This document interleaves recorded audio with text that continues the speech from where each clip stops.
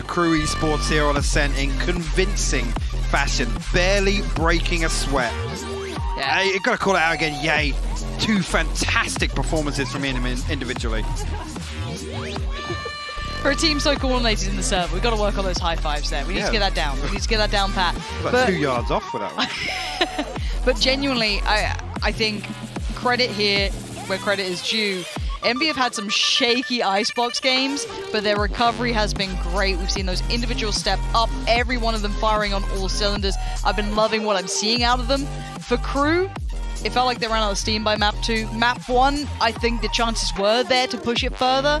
Couldn't quite convert it far enough. Yeah, not a lot left in the tank. Again, Nagzep, bless his heart, I mean, he was still trying to go for it, but again, with them playing the way that they did on Ascent, I don't think there's any real hope of him solo carrying KRÜ back into that, because Envy just looks so much better in terms of structure, in terms of that slight dynamic shift of Ye playing a little deeper, playing a little slower. As soon as that operator came on, you could see Envy. It just became Victor and Crashes. Go find somebody, use utility, find somebody, push them, kill him, and let's go on through.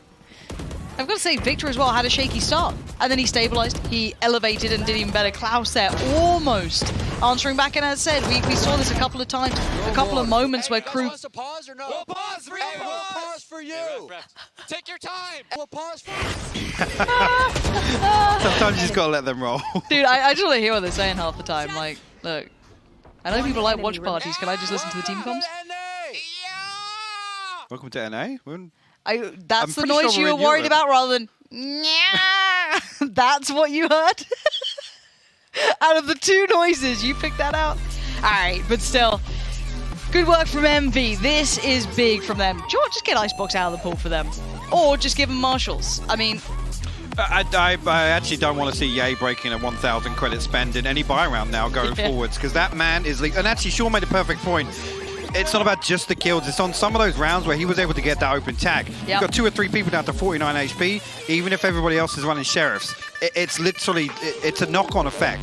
So you can't undersell just the value in terms of the damage done to that. And honestly, I've got to credit most of their ability to recover some of those rounds on the back of Ye. Yep. Whether it be first bloods, damage, just control, just, you know, counteracting exactly what KRÜ were doing. And again, actually on the complete flip side of that, he was the one that was actually slowing things down on Ascent, which is a statement in itself, the way he was all over the map. Yeah, I think this is a really good display for Envy. I think map 2 you've got to be extremely happy about.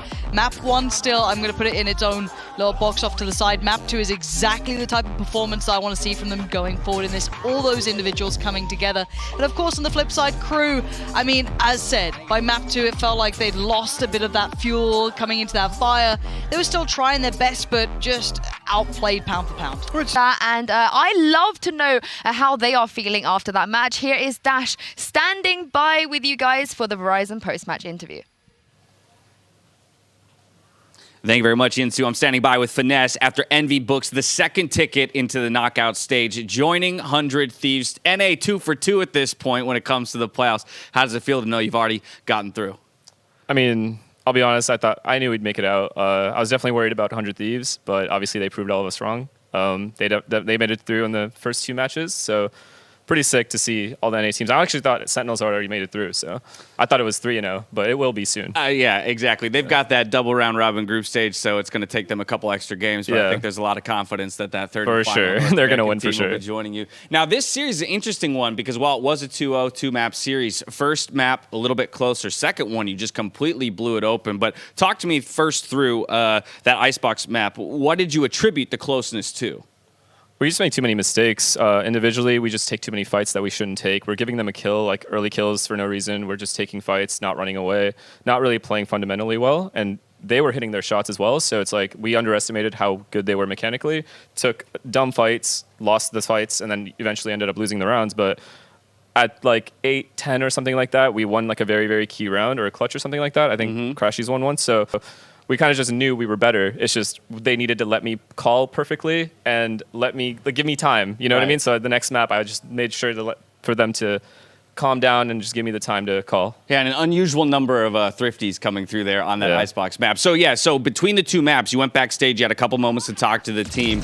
You asked everyone to just slow the pace down. What was the solution there moving into Ascent to be so dominant 13-2? Yeah, I mean, I was really frustrated after map 1. I was like, man, please guys, just let me, just let me call. Let's play our game. Let's play super slow. Because when we know we're playing a team that we feel is worse than us, we just get so confident individually and just start taking dumb fights. And so I made sure we just eliminated that and started trying fully right from the start of the game. And yeah, the expected result happened. Let's talk about the tournament as a whole. When you kind of zoom out and look at the other 15 teams competing here, you've got a ton of international experience in the past, but first time here for Valorant.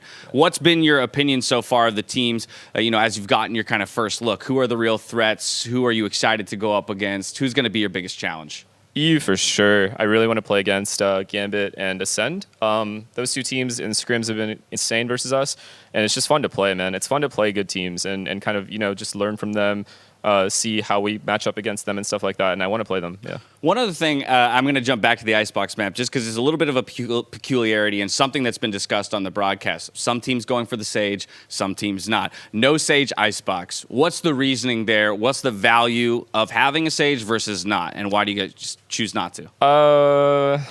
We've had this discussion multiple times, don't get me wrong. It's just we kind of choose to play my Killjoy mainly to shut down middle and kind of, just make sure that there's no real middle holes in our game, and kind of just let our duelists play a little bit on the extremities. And we trust a lot in Marved, our Viper, to make sure that B is going to be shut down for the most part. And yeah, I mean, today obviously we got off to a little bit of a slow start, but yeah.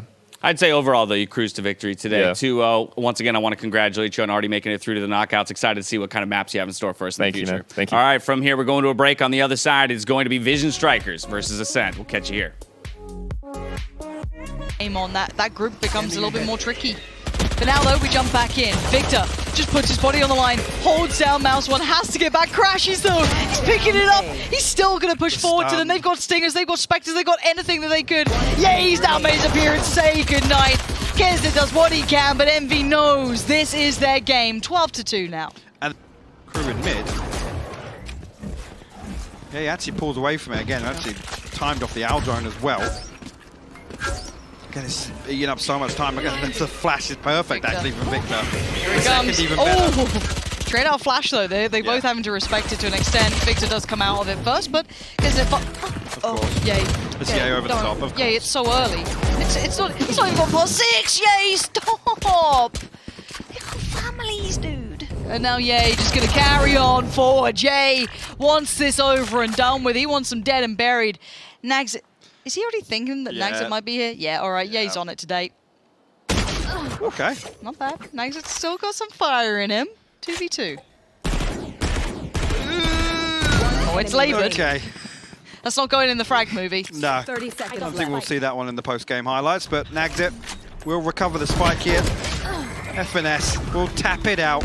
Envy 13-2 KRÜ Esports here on Ascent in convincing fashion, barely breaking a sweat.